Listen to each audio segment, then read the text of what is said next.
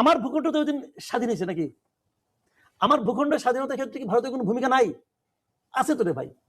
এখন এটাকে যদি ওরা উদযাপন করে, ওরা কি আমাদেরটা অস্বীকার করছে কিনা সেটা দেখেন আগে। নরেন্দ্র মোদী যেটা লিখছে ওটা হলো আপনি প্রাইম মিনিস্টার, আপনি ওটাই লিখতেন। এটাকে ভারতের বিজয় হিসেবে দেখানোর তিনি চেষ্টা করেছেন, সেটা নিয়ে প্রচুর বিতর্ক আছে। কিন্তু তার সাথে জামাত নেতা জনাব পরোয়ারের যে বক্তব্য, যে এখানে ভারতের সেনানায়কের কাছে পাকিস্তানের সেনানায়ক আত্মসমর্পণ করেছেন, মুক্তিযোদ্ধাদের কাছে নয়, এই প্রশ্নগুলো তুলে কি আসলে জামাত এবং ভারতের এখনকার যে বক্তব্য মুক্তিযুদ্ধকে কেন্দ্র করে, সেটা কি খানিকটা মিলে যাচ্ছে? দেখেন এখানে পুরো জিনিসটাই কি হয়েছে, যে ইতিহাস যখন আপনি আংশিক পড়বেন তখন এই ধরনের ঝামেলা কিন্তু হতে থাকবে। ইতিহাস পড়লে পুরোটা পড়া উচিত। নরেন্দ্র মোদী যেটা লিখেছেন, আপনি ভাবেন তো, হাইপোথেটিক্যালি ভাবেন যে আমরা আরেকটা দেশের স্বাধীনতায় হেল্প করলাম। ধরা যাক 3 তারিখে কিন্তু যুদ্ধ ঘোষণা করছে, 3 তারিখে পাকিস্তান ভারতকে আক্রমণ করছে। ভাই আমরা তো মানে দিনে দিনে বয়স তো অনেক হয়েছে, তাই না? ওই মুক্তিযুদ্ধের সময় আমি ছোট ছিলাম, বাট জ্ঞান বুদ্ধি ছিল একটু, আমি তো ক্লাস 6-এ পড়তাম। এই যুদ্ধটা আমাদের উপর দিয়ে গেছে, এবং তারপরে তো বইটি পড়ছি, কখন কে কি বই লিখতেছে সেটাও জানি। মেজর জুয়েলি একটা বই প্রায় দেখায়, ইলিয়াস হোসেন নামে এক ভদ্রলোক আছে।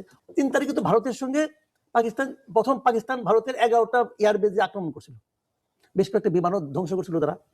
তারপরে ভারত এটাকে নিয়ে যুদ্ধ ঘোষণা ডিক্লেয়ার করছে, ওয়ার ডিক্লেয়ার করছিল।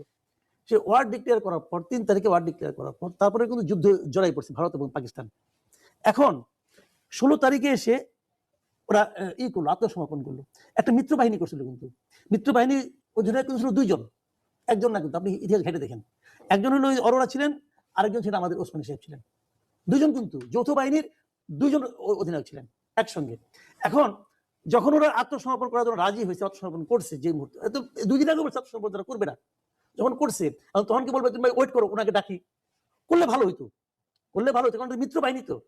এটা তো 2 দলের ভূমিকা ছিল, ওদের সংখ্যা কিন্তু কম ছিল না, ওদের প্রায় 24-25 সৈন্য ছিল ভারতের, তারা এখানে ঢুকছিল, কিন্তু 1100 লোক কিন্তু মারা গেছিল, তাদের সৈন্য 1100 মারা গেছে রে ভাই। তো এখন তারা যখন বলবে তখন তারা তাদের যুদ্ধই বিজয়ী বলবে, বলতে পারে তাদের বিজয় দিব, তারা যদি জিতছে। ভারতের সঙ্গে ইন্ডিয়া খুব বেশি একটা জিতে নেই, কিন্তু যুদ্ধ অনেকবার করছে। এটা নিয়ে ইন্ডিয়া অনেক মুভিও বানাইছে, প্রত্যেক মুভিতে একজন হিরো থাকে, হিরো দিয়ে সব শেষ করে দেয়। বাস্তবে কিন্তু ইন্ডিয়া কিন্তু ভারতের সঙ্গে খুব বেশি একটা যুদ্ধে জিতে নাই, বড় জয়ের মধ্যে 71টাই জিতছে, কোনো সন্দেহ নাই। বাট আমার ভূখণ্ড তো ওই দিন স্বাধীন হয়েছে নাকি? আমার ভূখণ্ডের স্বাধীনতার ক্ষেত্রে কি ভারতের কোনো ভূমিকা নাই? আছে তো রে ভাই। এখন এটাকে যদি ওরা উদযাপন করে, ওরা কি আমাদেরটা অস্বীকার করছে কিনা সেটা দেখেন আগে। নরেন্দ্র মোদী যেটা লিখছে ওটা হলো আপনি প্রাইম মিনিস্টার, আপনি ওটাই লিখতেন। ওনাদের সৈন্য মারা গেছে 1100, ওনারা জয় করছে, বন্দী হওয়ার পর সবগুলি নিয়ে তারা ইন্ডিয়া চলে গেছে, কিন্তু ইন্ডিয়া ছিল এই অনেকদিন। বক্তব্য